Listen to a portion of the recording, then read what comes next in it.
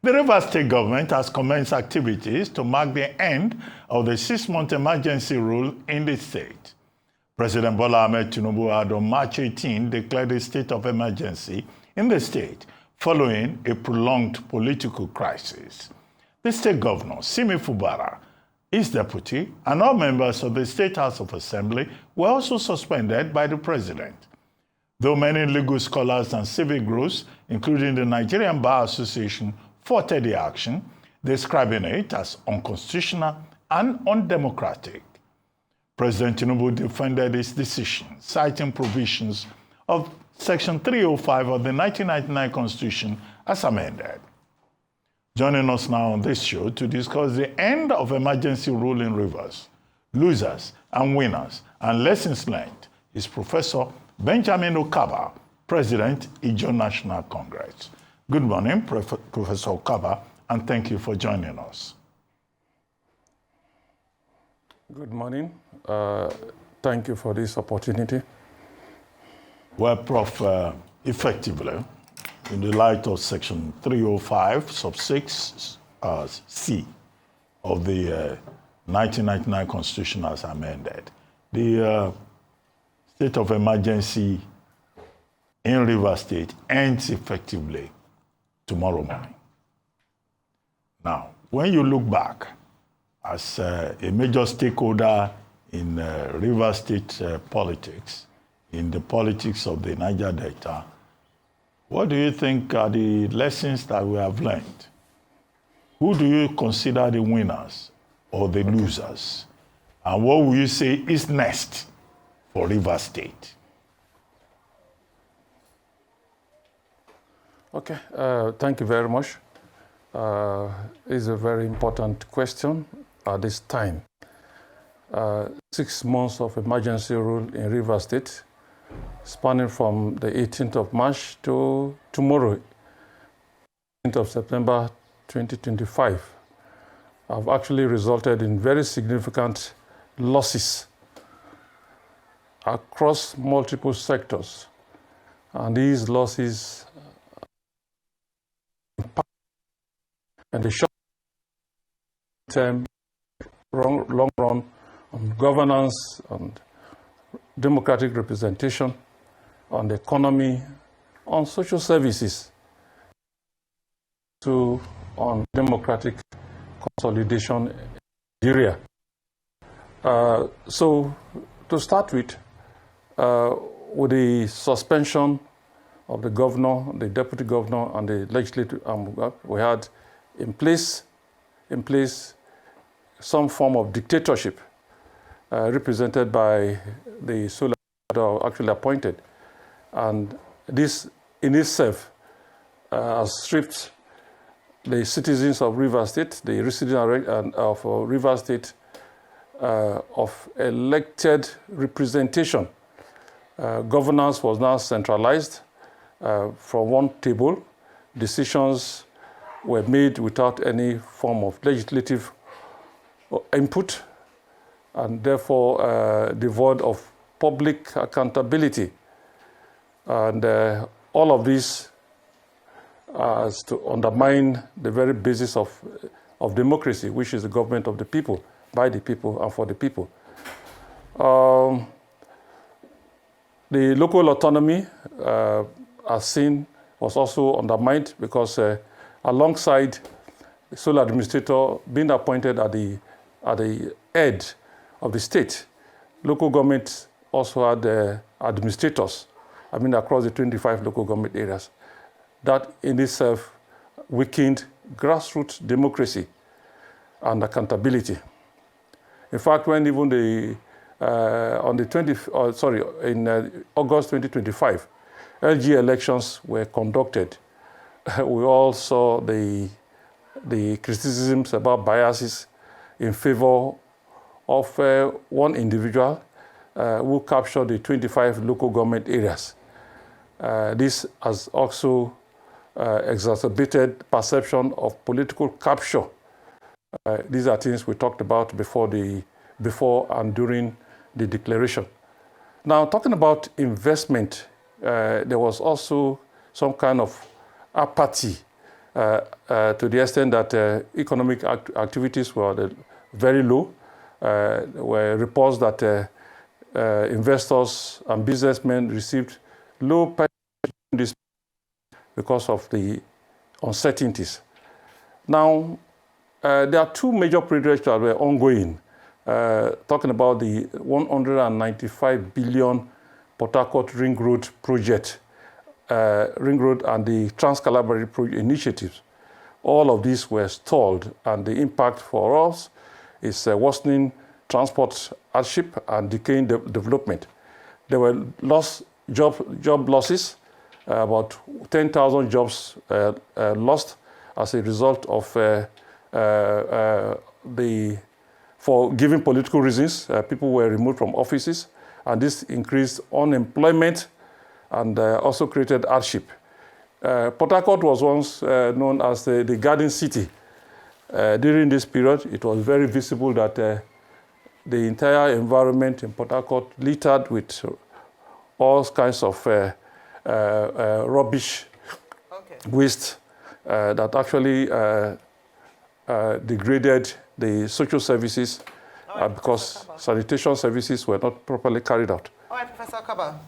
So on the long run... Professor Okaba, can you hear me? Yes. Okay, great. Thank you. So yes. This morning, we had asked around the gains and losses. You've listed just a list of losses. Is there any gain at all from the emergency rule in Rivers State? And going on to the second question by Dr. Abati, now that hopefully, let me not say because it's not certain until we see him back in office, Governor Siminalayi Fubara, who is the elected governor of Rivers State, will be coming back into office tomorrow. What are the expectations of the Rivers people? He now has only 2 more years, and like you said, a lot of economic activity hasn't happened in the last 6 months, and of course, prior to that, as a result of the conflict happening in the state. What are the expectations of the people?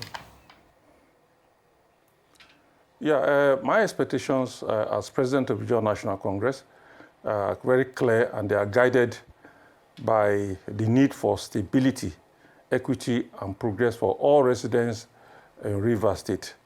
The first thing I think you should do is to get into genuine reconciliation. Part of the losses is that because the issues remained unsettled, the issues that led to the crisis. People spoke of state capture. People stated issues of federal overreach and all that. And when we're told of some level of agreement being reached, the terms of agreement are not made known to everybody. So we believe that there's so much division across party lines, across ethnic lines. FOBRA should take the initiative to initiate genuine reconciliation, not minding the party that brought him to power. He's governor of everybody. And taking it from there, if he's able to stabilize the states by them, all of them, those who fought him, those who stood by him, a sense of belonging, and that will now lead to him embarking or continuation of those projects, those people-oriented projects like the ones I just mentioned, health services. He just has to increase his tempo. His period of governance was loved by everybody. So what we need to tell him is that he should not be discouraged by what has happened, but he should see it as an opportunity for him to assert himself that nothing has changed. When you talk about gains again, I think FOBRA has learned a lot of lessons because I'm sure by now he has known who to trust, who not to trust, processes to follow, who to talk to, and that is also very good. And the other hand too, whoever that was on the other side to fight him must have also seen the implications that power can never be absolute. No matter all the desires you had in the power grab, definitely you have also learned some lessons that it were better we fought together internally, resolve these internal issues amongst ourselves, rather than introducing some external factors. I'm sure there are regrets on those areas. And as a result of those areas, I think there will be some level of cooperation actors in the game. So moving forward is to fast-track development in all sectors. Move on with different projects, like I said, and all the sectors, reconciling people, seeing the state as one, irrespective of where you come from, and balancing development. Yes, as an Ijaw leader, I would say that the Ijaw nation has been historically neglected. So this could be an opportunity for him to do some kind of balancing, so that at the end of the day, he ends up well as a governor. It's not about the number of years you spend in office, but how well you were in that office in actually issues of deepening democracy and development. Okay, Thank you. How do you feel about this? Last year, when Wike and his people went to the courts to say the local government election did not follow the guidelines, the court ruled in a couple of months about it. And they ruled against that local government election. This year, the same Mr. Wike and his people didn't also follow the guideline. They claimed they were under a state of emergency. A case against the state of emergency has been lodged in various courts. Prominent among that is the Supreme Court, where 11 state governors. But till today, we have not heard that case. I challenged them a couple of weeks ago. It's obvious they're just going to wait for the time to elapse and nothing will be done. Isn't it a dangerous trend for our democracy that cases of state of emergencies are not quickly heard in the court, so that we even know where we stand as regards the constitutionality of this? Prof? Yeah, I agree with you totally. That is why I also mentioned that there are going to be a major setback to democratic consolidation. We don't have any reason to say this is a nascent democracy. We've reached to a point where all errors in the past are corrected. And now we should be growing stronger. But the incidents in Rivers State has actually been classified by so many, including myself, that we have gone backwards on several miles. We need to catch up with it. It's all not about just the case you just mentioned. All the cases were all handled in a manner that I'm sure people just felt that there's some level of comprehensive state capture of all levels, so that somebody can even tell you what the judgment will be the next day because of what has happened behind the scene. So I think, to a large extent, arising from this, Nigerians are having some doubt as to the independence of the judiciary, the National Assembly, and many others. There were actors in all this drama. You talked about local government elections not following this. If we're very serious, what happened recently in Rivers State, talking about the August 2025, will you call it election? It's not election. The footages are all there. But again, this is where we find ourselves. And I think Nigerians, not just people in Rivers State, Nigerians should be conscious of where we are, and also conscious of the fact that if we don't deliberately correct some of these infractions, even 2025 might be dangerous. Some persons said that Rivers situation was just a test ground, and if they win over it, they might extend it to other states, and other states with impunity that has yielded results for some persons. So I think it's a wake-up call on all Nigerians to cry loud and clear that this is not what we bargained for. Okay, Prof. Thank you. Prof, before we go, groups Yes, in Rivers State, yes. Musop, Ijaw Youth Council, and other groups have been saying that, well, even after this state of emergency, that there should be an audit of what Vice Admiral Ibokete did in 6 months. Projects that he promised. How did he spend the money? Rivers people say our money. It's always our money in Nigeria. Do you support that it should be subjected to a probe when Governor Fubara resumes office? I think using the word probe might look punitive. It should be able to render a very transparent account of his stewardship. You don't need anybody to tell him. Definitely, he has to account for his government money, his public funds. He has to account for whatever he has spent. And it's also led for a normal administrative process to subject whatever documents are presented to the normal audit process. I think it's a normal, you don't need any call. It's a normal, this year, as you leave in office, you must give account of what you have spent. So I think it's normal, it's just normal, and nobody needs to make any serious noise about it. I learned President Tinubu has asked him to also do same. This has been a sole administrator. A sole administrator, no House of Assembly. He could say he's not accountable to anybody.